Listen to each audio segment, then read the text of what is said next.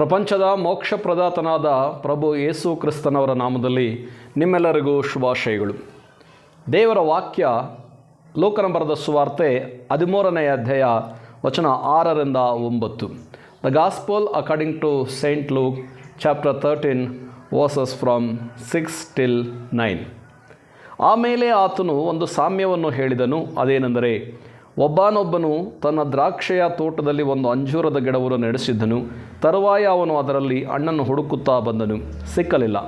ಬಳಿಕ ಅವನು ತೋಟ ಮಾಡುವವನಿಗೆ, ನೋಡು, ನಾನು 3 ವರ್ಷದಿಂದಲೂ ಈ ಅಂಜೂರದ ಮರದಲ್ಲಿ ಹಣ್ಣನ್ನು ಹುಡುಕುತ್ತಾ ಬಂದಿದ್ದೇನೆ, ಆದರೂ ನನಗೆ ಸಿಕ್ಕಲಿಲ್ಲ.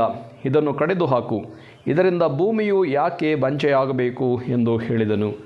ಆದರೆ ತೋಟ ಮಾಡುವವನು, ಅಯ್ಯ, ಈ ವರ್ಷವೂ ಇದನ್ನು ಬಿಡು, ಅಷ್ಟರಲ್ಲಿ ನಾನು ಇದರ ಸುತ್ತಲೂ ಅಗೆದು ಗೊಬ್ಬರ ಹಾಕುತ್ತೇನೆ.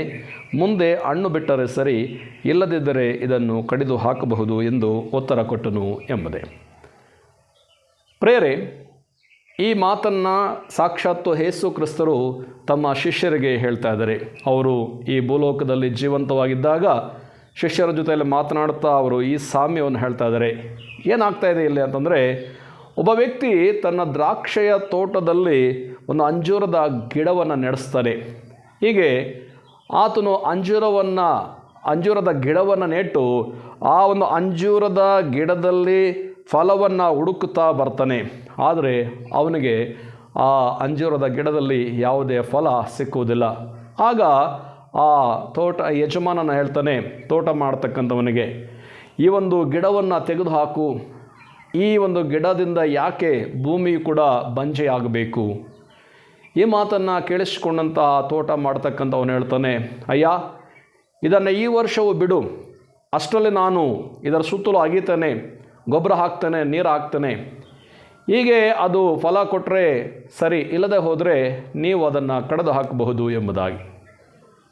ಪ್ರೀತಿಯ ದೇವಜನರೇ, ಇಲ್ಲಿ ಈ ಒಂದು ಮಾತು ಒಂದು ಫಲವನ್ನು ಕುರಿತು ಅಥವಾ ಒಂದು ಗಿಡವನ್ನು ಕುರಿತು ಮಾತನಾಡುವಂಥದ್ದು ಆದರೂ ಕೂಡ ಇದರ ಅರ್ಥವನ್ನು ನಾವು ತಿಳ್ಕೊಳ್ಳುವಾಗ, ಪರಲೋಕದ ತಂದೆಯಾದಂತಹ ದೇವರು ಈ ಭೂಲೋಕದಲ್ಲಿ ಮನುಷ್ಯರಾದಂಥ ನಮ್ಮನ್ನು ಗಿಡಗಳನ್ನಾಗಿ ಇಲ್ಲಿ ನೆಟ್ಟಿದ್ದಾರೆ. ಮತ್ತು ಈ ಭೂಲೋಕದಲ್ಲಿರ್ತಕ್ಕಂತಹ ಪ್ರತಿಯೊಬ್ಬರೂ ಕೂಡ ದೇವರಿಗೆ ಮಕ್ಕಳೇ.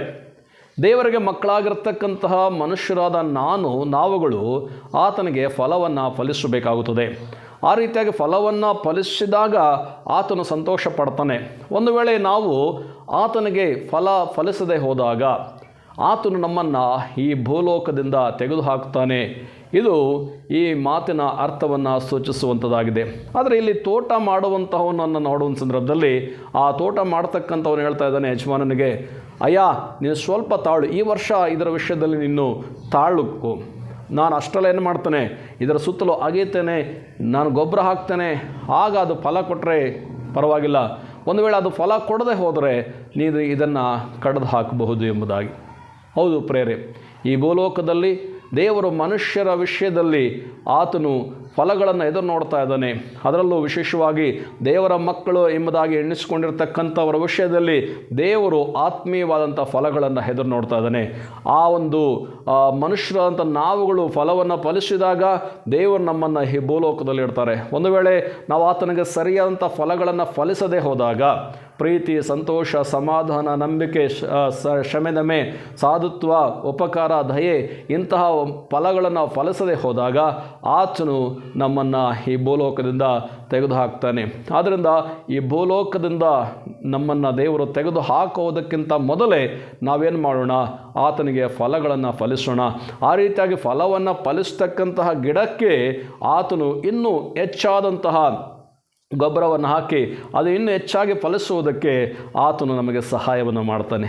ಈ ಮಾತುಗಳನ್ನು ಕೇಳಿಸ್ಕೊಳ್ತಾ ಇರ್ತಕ್ಕಂಥ ಪ್ರೀತಿಯ ಸಹೋದರನೇ, ಸಹೋದರಿ, ನಾವು ಆತನಿಗೆ ಫಲಗಳನ್ನು ಕೊಟ್ಟು ಮತ್ತು ನಾವು ಕೊಡ್ತಕ್ಕಂಥ ಫಲವು ನಿಲ್ಲುವಂಥದ್ದಾಗಲಿ ಎಂಬುದಾಗಿ ಆಶಿಸ್ತಾ ಯೇಸು ಕ್ರಿಸ್ತರು ಹೇಳ್ತಾ ಇದ್ದಾರೆ, ನೀವು ನನ್ನನ್ನು ಆರಿಸಿ ತೆಗೆದುಕೊಂಡಿಲ್ಲ, ನಾನು ನಿಮ್ಮನ್ನು ಆರಿಸಿ ತೆಗೆದುಕೊಂಡಿದ್ದೇನೆ. ಆದ್ದರಿಂದ ನೀವು ಹೊರಟು ಹೋಗಿ ಫಲ ಕೊಡುವಂಥವ್ರು ಆಗಬೇಕೆಂತಲೂ ನೀವು ಕೊಡುವ ಫಲವು ನಿಲ್ಲುವಂಥದ್ದು ಆಗಬೇಕೆಂತಲೂ ನಾನು ನಿಮ್ಮನ್ನು ನೇಮಿಸಿ ನೇಮಿಸಿದ್ದೇನೆ ಎಂದು ಯೇಸು ಕ್ರಿಸ್ತರು ಹೇಳ್ತಾರೆ. ಹಾಗಾದರೆ ಆತನು ನಮ್ಮನ್ನು ಆರಿಸಿಕೊಂಡಿರ್ತಕ್ಕಂಥ ಕಾರಣ ಆತನಿಗೆ ಫಲವನ್ನು ಕೊಡುವಂಥವ್ರು ನಾವು ಆಗಿರಬೇಕು.